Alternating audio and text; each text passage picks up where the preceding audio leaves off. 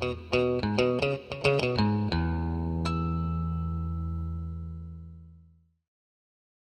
and Grüß Gott. This is part 5 of our video on the KO Racing turbo installation on our 1997 Toyota 4Runner 2.7 liter engine.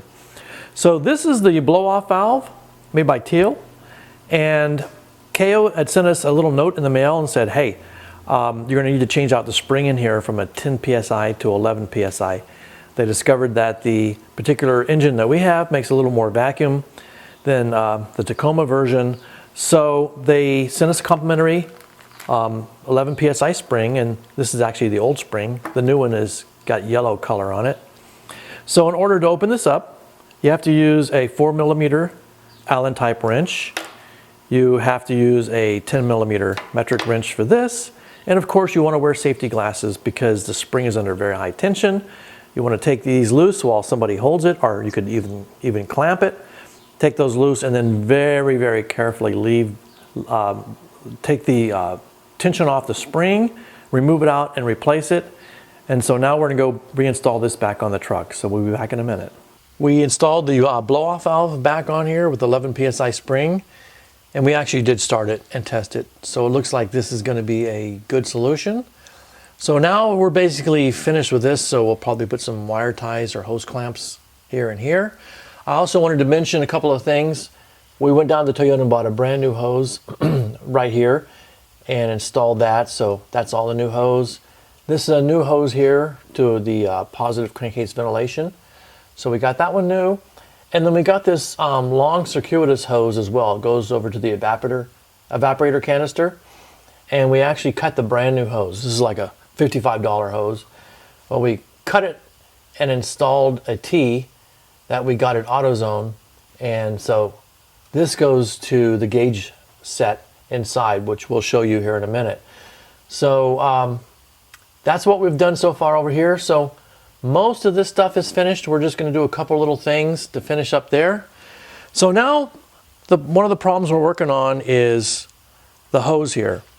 Now, according to most of the turbo companies that make these kits, they want you to chop this hose and move it over. I didn't like that because I felt it was going to really stress it and kink it right here.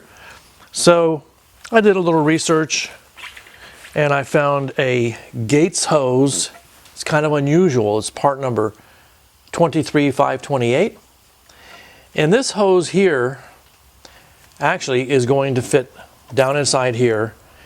And we're going to have to bend it slightly, but it's going to go right here. It looks like it's going to be perfect. Now the only thing was it doesn't have any protective sheath on it, and I'd like to have that on there because it's going to run right next to these ignition coils and where all this wiring is. So I want to put some protection on that. So we went to AutoZone, and the manager there in Chandler helped us out. We bought this long hose which came with this protective sheath on it. So the hose, we don't need that. The sheath we're going to put on here, and we're going to install this hose. So we're going to install this hose next and see how it comes out, and we'll be right back.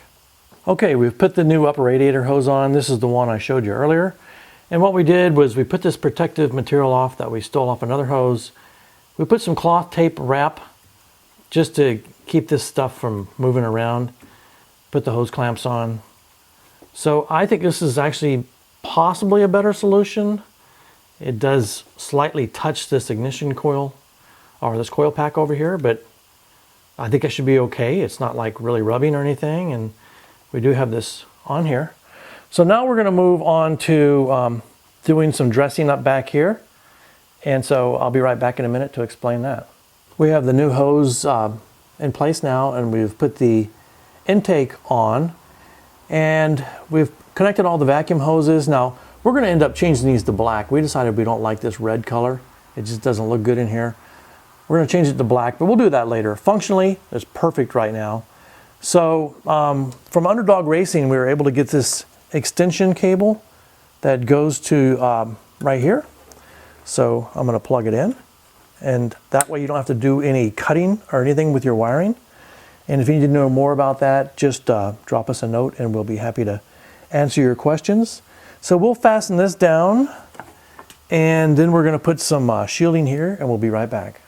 At this point, we have this installation finished to the point where we can actually start driving this vehicle.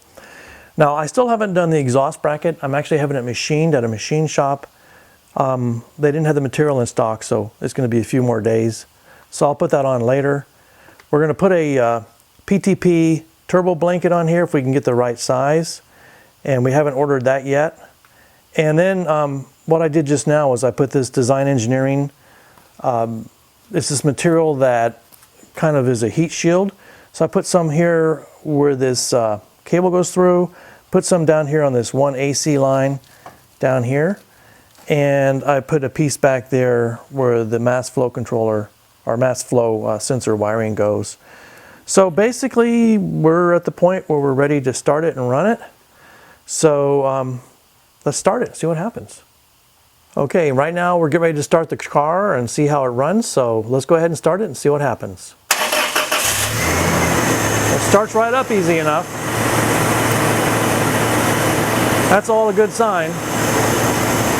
So I do want to show you the gauges inside the vehicle, so I'm going to cut away for a second and I'll be right back.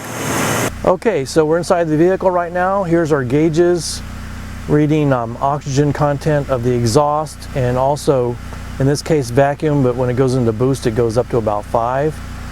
So basically at this point we're well underway to being able to go take it out and test drive it, and we'll make some more videos here in the future with the turbo blanket, some other things. So be watching for those videos. Thanks for watching. Tschüss.